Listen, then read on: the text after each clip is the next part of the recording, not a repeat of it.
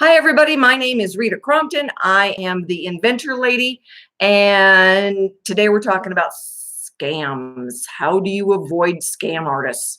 And first of all, stop watching the late night TV commercials. That's one thing that you can do.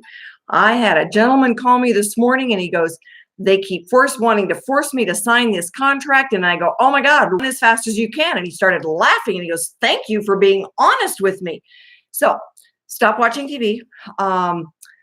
Any of those advertisements where we can do it all for you and you're going to make a ton of money and run as fast as you can. All right.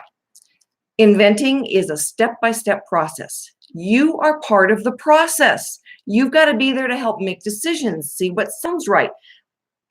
Nobody is going to be able to do all of this for you if they are charging you up front. All right. Then they've made their money on you. It really doesn't matter if they get to the marketplace or not, because their business model is for you to pay them and they never pay you. Let me give you an example. As a licensing agent, I don't get paid till you get paid. I've got skin in the game. I am going to spend 18 to 24 months helping you get teed up for licensing. And what do I get? I get to wait to get paid until you get paid. That's the way it works. All right. So I want you to take the right steps. I want to say, okay, this is what you do next. These are your options and service providers. You choose. All right, here's the parameters we're looking for. And really, when you ask someone for references, they're not going to give you the bad ones. They give you the good ones. All right. So how do we know, results for one thing? All right. When you take a look at something and it's like, okay, that worked. Being part of a group is one of the best ways. We were at a meeting last night and one of the inventors was there asking about the comprehensive search that SearchQuest does.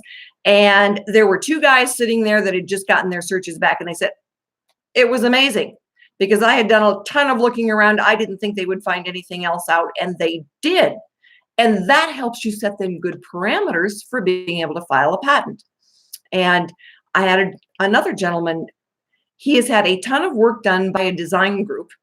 All right. And he's been paying them to do the design work and he still hasn't had a search done yet. Well, what in the world are they designing? All right. If he doesn't know whether he's infringing on someone else, all right, and he doesn't know what the patent parameters are for being able to file on this project he's working on, by all means, they're going to charge him again when he goes back and says, oh, my attorney says I can't do it that way. I have to come up with something else. Well, yippee. Because you're going to get another invoice. Look at the steps. Follow the steps.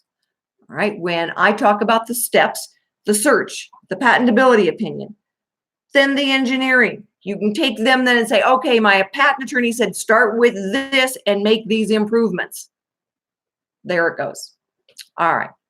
So picking an attorney.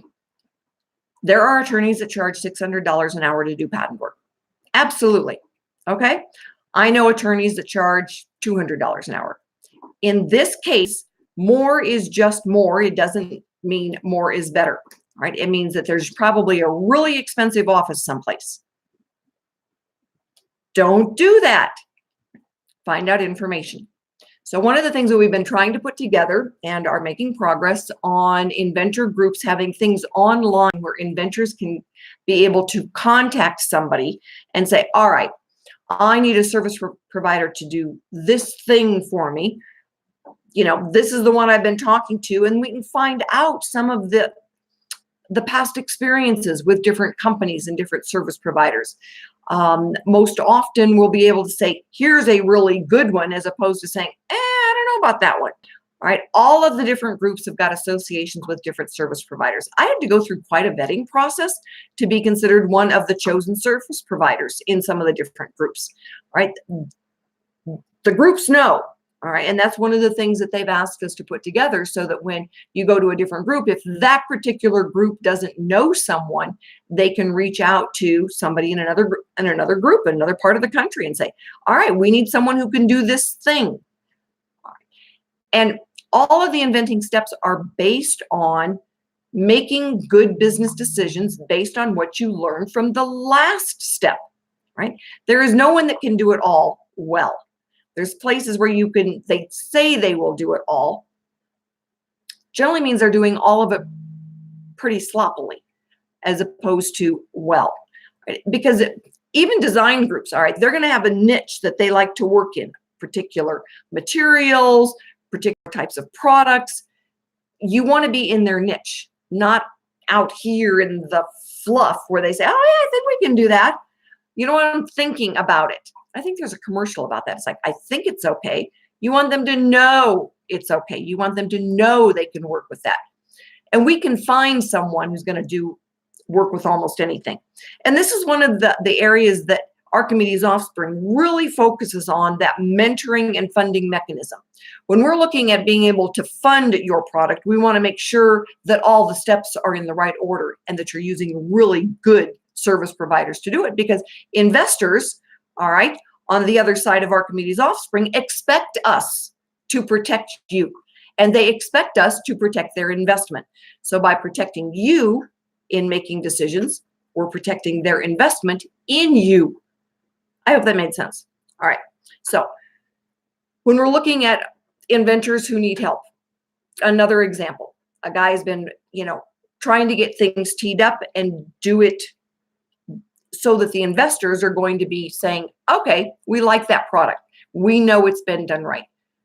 Thoroughly vetted inventions. So when you come to us and you say, okay, I've done these things, that's great. You're going to provide us with that. And we're going to say, okay, let's fix this step here. Sometimes it's, they tried to file their own patent. Well, we don't want you to miss any deadlines, but we want to be able to do it right. So we're going to help you get teed up in that piece of it. All right. But AOS is going to pay for it. So pay attention to the steps. And if someone offers you something and it doesn't sound like sounds too good to be true, it's probably not true. And you really don't want investors, all right, to be part of the business. All right, you want to be in control. You want to be making business decisions. And there's a group out here that are wonderful to work with. And there's been a few times over the last 15 years that they have become a partner in something, and it's done very well. So it's not unheard of. I don't want to say never do something, but you look at the people who are the players. All right, you look at past experiences that inventors have had with them, or other service providers know of them. So that's all we're trying to say is don't get scammed. All right. Once the scam has taken place, I cannot unravel it for you. All right. My job is to protect you from going down that path. So when you have a question, send me an email, Rita@inventorlady.com. I am easy to find and I will respond so that we can make sure that you're on the right path and that you're not a victim of a scam. And stop watching those late night commercials. They're a pain in the neck.